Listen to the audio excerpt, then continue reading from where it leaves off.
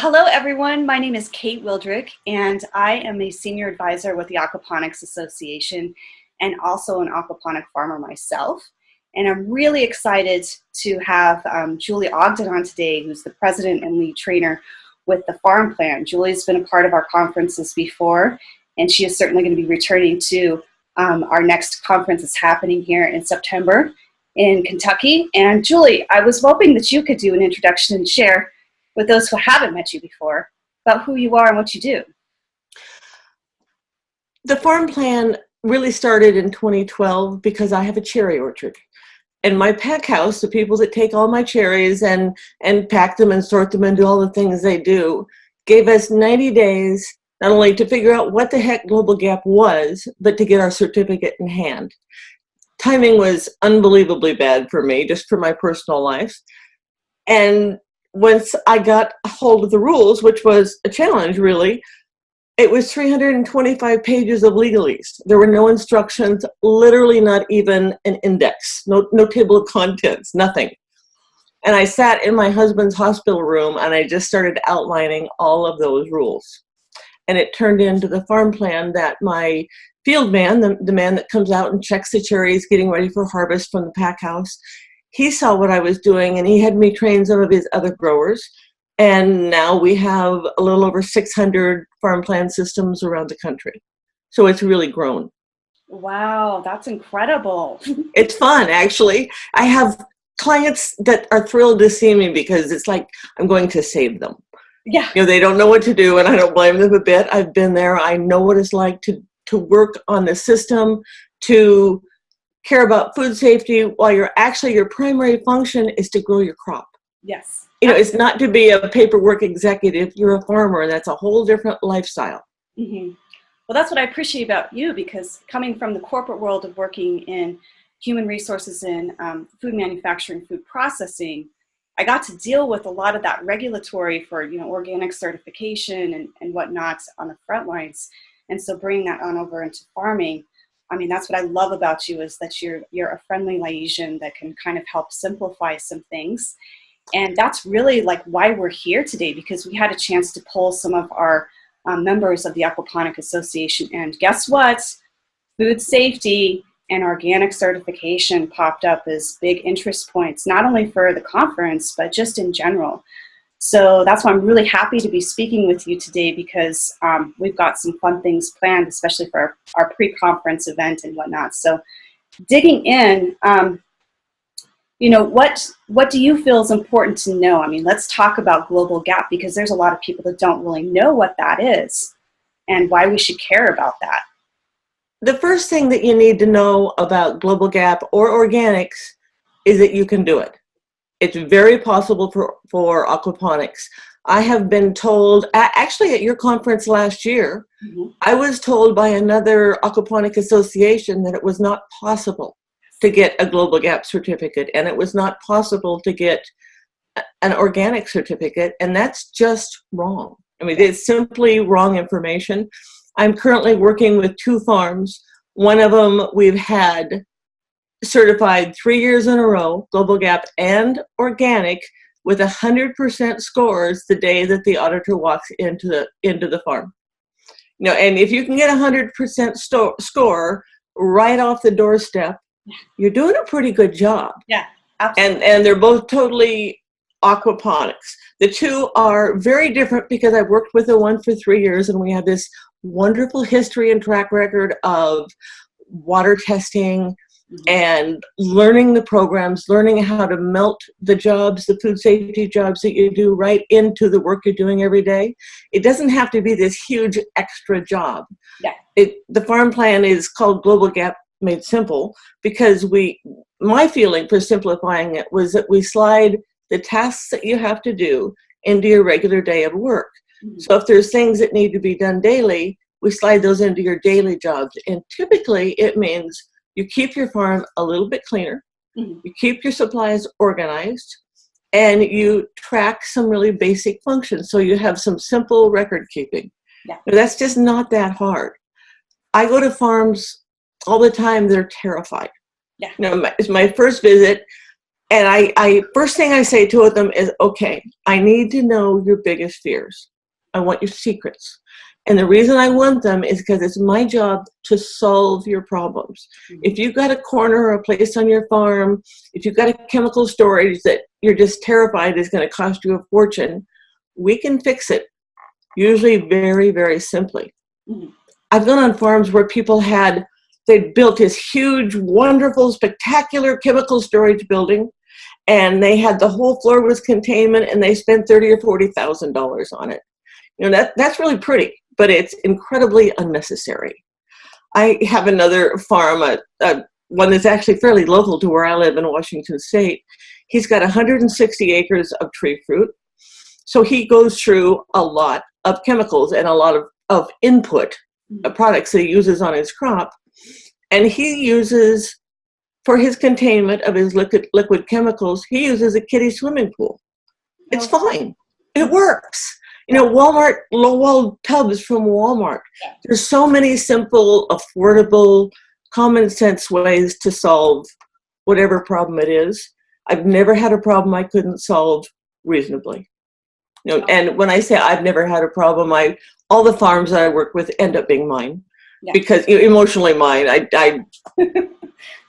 don't know how to say that, but I own them in my heart, I guess, is what I do. Because I bond with those people because it's so important. And a farmer is already doing, 16 different jobs? They're human resources and their risk management and the guy that handles the shovel. They do everything all day long. And food safety is just, it takes them emotionally over the top so frequently. And so it's fun to solve that problem for them. Well, and that's what I really appreciate about you, because it's just like you bring in the human aspect to food safety and all of the certification pieces. So, as we were kind of getting ready for this call, one of the things that we kind of wanted to talk about is why, do consumers really care about a certificate, and just like with the certification and stuff, because they can't really see it. And I thought this was a really interesting conversation that we had. So I was hoping you could share a little bit more. Consumers do care, and they care a lot because they want their child to be able to eat an apple and have it help them, not hurt them. My lesson in food safety was a little bit more harsh. Mm-hmm. And I didn't realize until later what I'd really learned. Mm-hmm. I had a baby a lot of years ago, because now I'm pretty old. That baby is 45 now. But when he was little, at age 14 months, so just barely walking really, he was diagnosed with an eye disease that said he would be completely blind by age 6. Mm.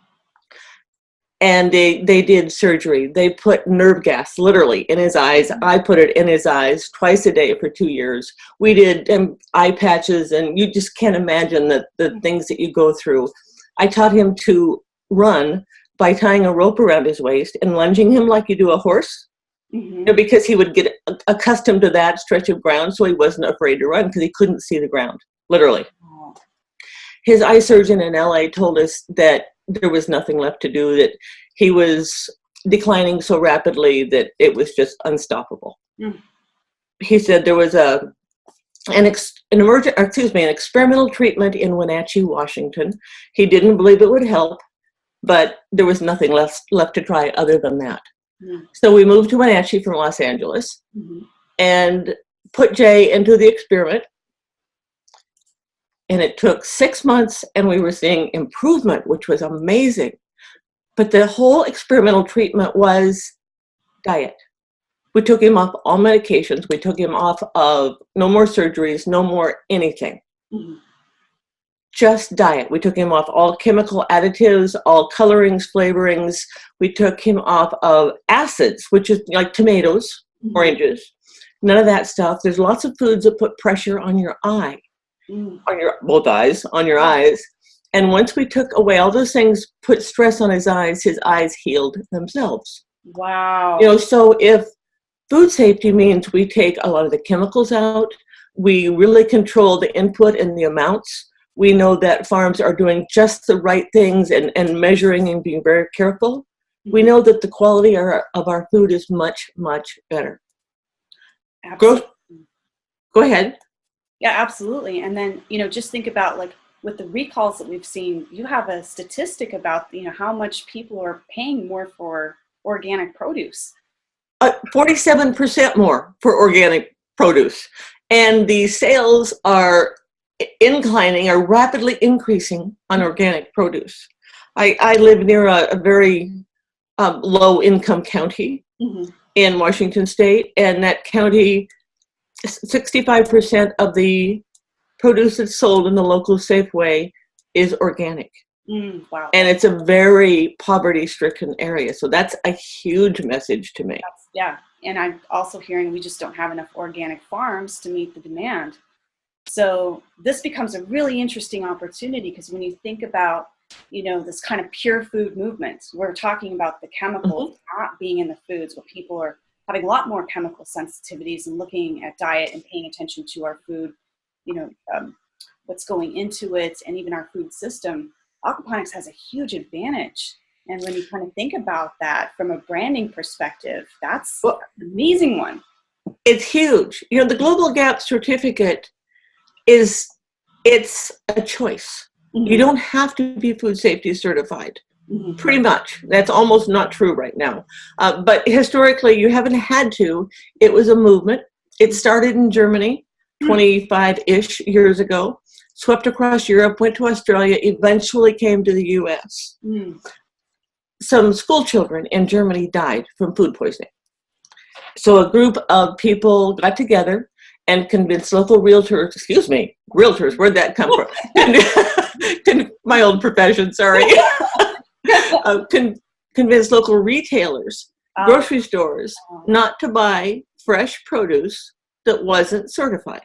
And that really did sweep across Europe rapidly and became just the norm. So that Global Gap certificate, it does a whole bunch of things for you.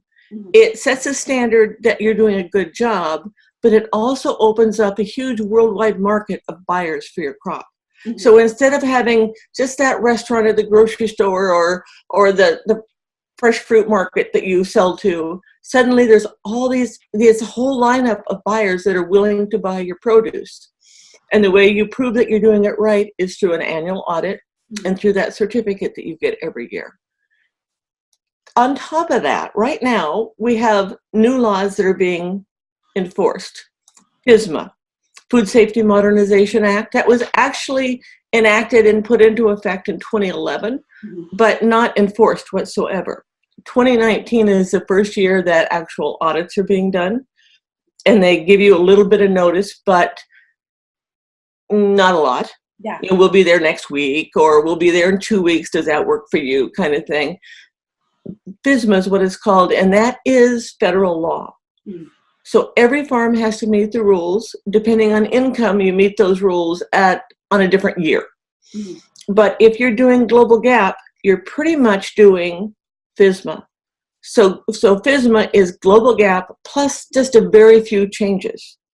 So Global Gap not only opens up the world market to you, but it allows you to meet United States law in a very simple way that becomes a win-win for you. Absolutely.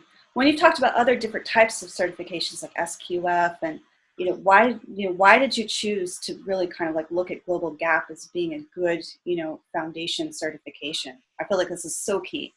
That was so clear to me back in 2012 when I was first presented with Global Gap. I started learning, and I realized this was something that I could help other people with. I've always been entrepreneurial, just my personality. So I looked at those other programs to see what I thought of all of them.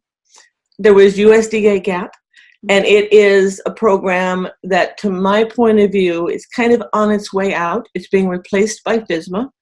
There's SQF, which is a nice program, but it's primarily used in packing houses and processing facilities.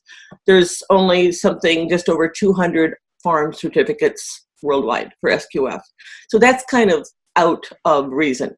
Mhm. There's Primus, which is a very strong program. It's GFSI approved, which is the big body that approves these food safety standards, but it's very heavy. Mhm. So if you're going to do Primus, you're going to do all sorts of other programs, hazard analysis and good manufacturing practices and all these things that are a potload of work, just Yeah. a lot of work, Yeah. more than what a farm really needs. The program that is used about 90% more, if Primus has 20,000 certificates, Global Gap has close to 200,000.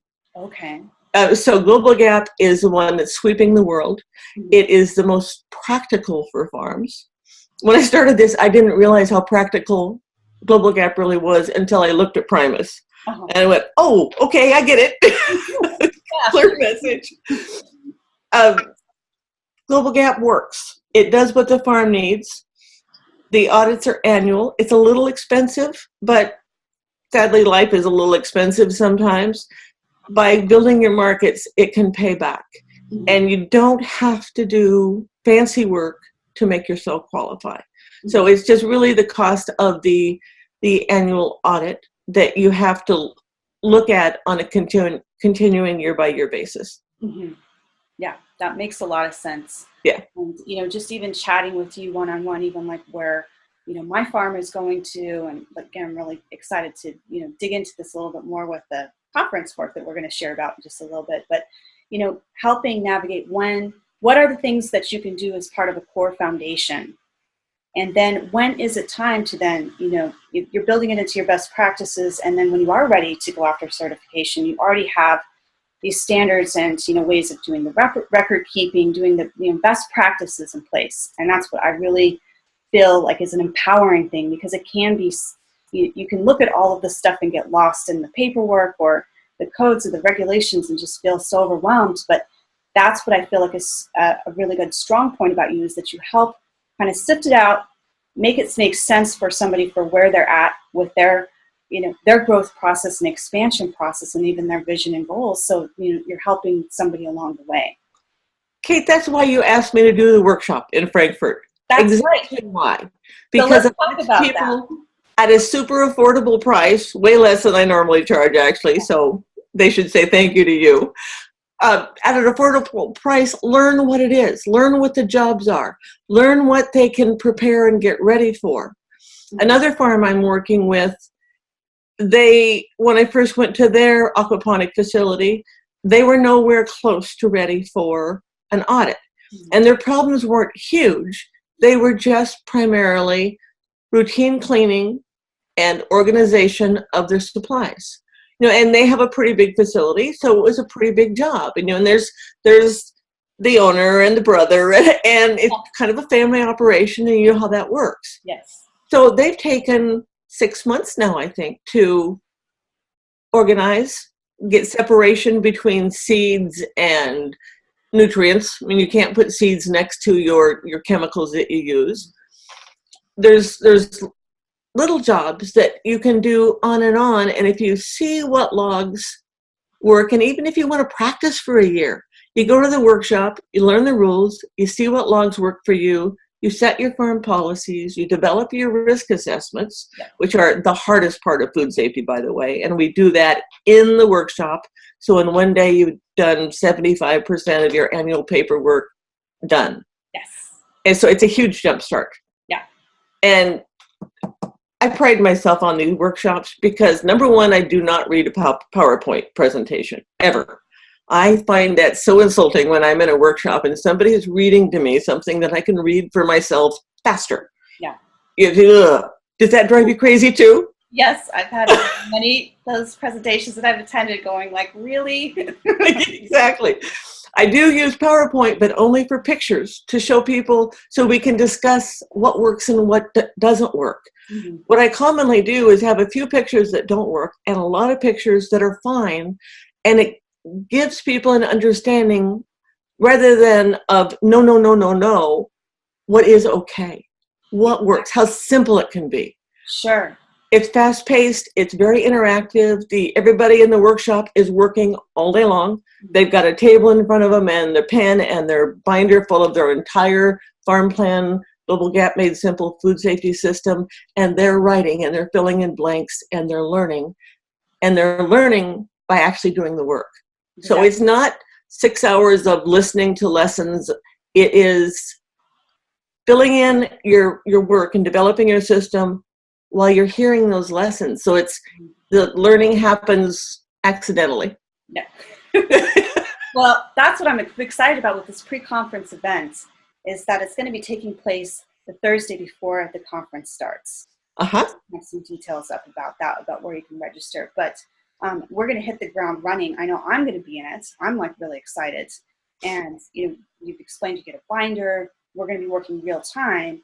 And what I think is a very big value proposition is that we have many people that have different size farms, different types of things that they're working on growing, different just everybody's in different spots. But the more that we can get in to kind of collaborate and hear different stories, my gosh, that's a huge, big value proposition that not only are you working, you're leaving that day seriously with the paperwork that you can go back and begin implementing, right? With best practice. That's right. But then you have everybody else that's, been a part of the workshop too, that you can talk to. We have you as a resource that we can come back to going like, hey, I'm now done with the conference, getting back into my regular routine. You mentioned something about this. Can you help me, understand this? There's going to be a lot of just jam-packed information that we can, go back to and return to. And you're also keeping on top of all the updates as things change. You're sending out notices. So that way, again, we're able to keep on this without having to be sidetracked doing all these other things. We can just go, okay, this is what we need to just do better or pay a little bit more attention to. And that's what I love. It's not uncommon to get at least one. Almost every year we have at least one rule update, sometimes 2 or 3 in 1 year. There's no way for a farm to stay on top of that. Yeah. I'm sitting here at my desk and that's part of my big job is keep things updated. Yeah. But I find it very frustrating. Yeah. The Global Gap rules say once every 4 years there will be an update. Mm-hmm. Not even close. Not even close at all. One more thing I want to say about that workshop is all day long people throw questions at me. Mm-hmm. And I do really mean they throw them. I tell them not to hesitate. When the question pops in their head, blurt it out. Yeah. The reason is there's 10 other people in the room at least thinking the same thing, and it's stopping the learning process when people are having these questions. I don't let people run on and on and on, but I want to get the questions immediately, answer them immediately, and then move on. Those questions teach me a ton. So I find them to be a personal benefit.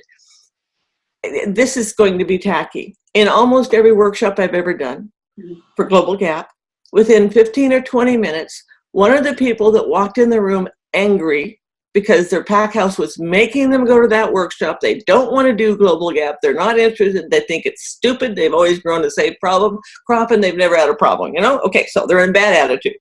But within 15 or 20 minutes, they stand up and say, why the hell didn't somebody tell me this? I can do this. Yeah. And it's this huge revelation, and you watch the room go from stressed to just getting into it and getting the work done. Yeah. And that's one of the other things that makes it powerfully fun for me to watch that transition. Oh, I love it. I'm so excited. So how much is this workshop going to cost? $245. And we have limited seating at this workshop. But if we have any extra chairs and somebody that's signed up and paid wants to bring their wife, or their husband, it's okay. But only when there's extra chairs. I don't charge for the spouse from the same farm typically. And Kate, you and I haven't talked about that, so you might yell at me for saying it here. No, I think that's great because usually those are our partners. You know what I mean? Yes. Yes. 2 heads are better than 1 on things. I know what, my husband Aaron's going to remember. I might forget, and vice versa. So having that's very generous of you. So thank you. Oh, good. No problem. Yeah. It's something I've started right off the get-go, and I truly believe it's been a wise thing to do. Wonderful. Good. So I know there's going to be some people that are going like, well, I can't do the pre-conference event. There's just logistics and stuff like that. So we have another little thing that we've worked up. We're looking at doing the same type of event on a virtual platform. So that's what we're going to do. We'll have some updates and announcements about that, so people can join in that way. But from what I understand too, that those that come to the pre-conference event could participate in the virtual event, hear about other types of questions, building, that aquaponic connection and community that way. Right. And that's what I'm really excited about is growing those best practices, those standards, and it just seems like Global Gap is a really good foundation for our aquaponic community to come together around and help send a strong message. That we are growing food safely. This is how we're doing it. This is why we're doing it. And then the branding opportunity, just again, for the Pure Food movement is a huge one. So I love it. That it is. You're talking about those other possibilities for training. Kate's talking about 2 webinars, at least. One on Global Gap Made Simple. The second's on organics. You'll be able to sign up for those webinars at the conference if you hadn't heard about it before or you just didn't get around to it. So you'll be able to sign up with me or with the aquaponics desk, either one. And it's a good way to do it if you prefer to do your learning at home in your pajamas. Yeah. Or whatever your comfort mode is. The workshop honestly does ingrains things probably a little bit better because you're so intensely invested in it. Yes. It's your total focus when you're in a workshop. That will be the best learning. But no matter which platform you choose to use, it's all the same price, the same basic amount of time that will get spent with you. The webinars will be broken up into modules, so you won't have to sit for 7 or 8 hours and watch your screen. It'll be broken up into about 2-hour chunks typically.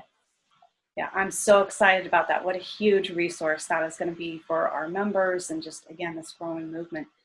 So I had a question for you because we have seen some, things with Canada Gap that had come up. There was that, discussion there that there was going to be like maybe doing away from certifications for aquaponic farms. And I know you've had a chance to do a little investigation about this. So can you share with us a little bit more about what you found?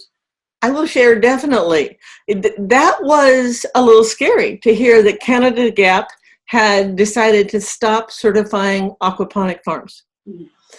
They stopped because they felt like more investigation, more scientific study was required before they were comfortable doing those certifications. So I immediately started rounding up Global Gap experts, people that were Global Gap staff members, and please understand that the staff of Global Gap is highly educated, extremely highly educated.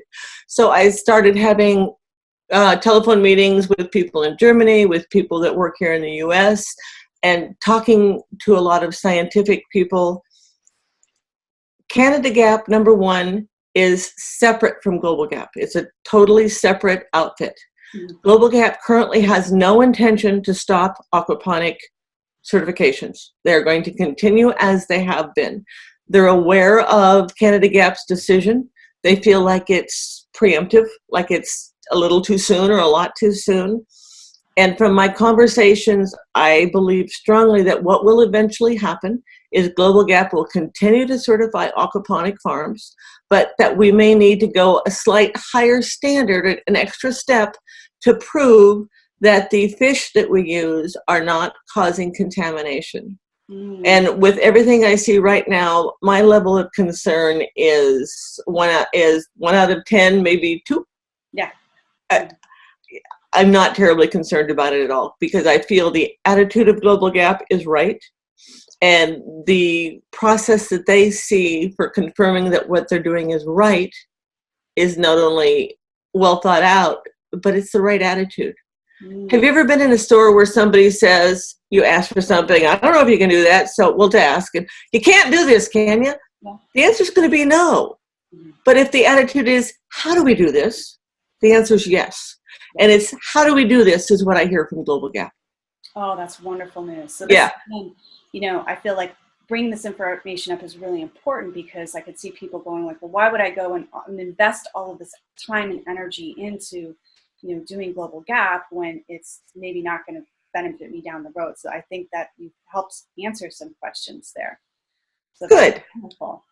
Yeah. Well, I really want to thank you for your time today. I'm so excited. I cannot wait for the conference. I can't wait for those that are going to join us in that workshop going through, because it's going to be just a very deep, enriching process, and also getting the webinars launched as well, with the virtual classes and workshops. But in closing, is there anything else that you'd wish to, you know, share with everybody or say? Well, the only thing I want to share is that this is so possible, and it's so much easier than the reputation. The reputation of Global Gap and food safety is rough. Everything I heard about it when I was starting just really scared me. You know, as I said, I went through all the rules and outlined all the rules from my husband's hospital room. My life was that stressy that year at that point in time. You know, he was having massive surgery at a major trauma center. I had a super busy real estate practice, worldwide radio show, and I had to run the orchard.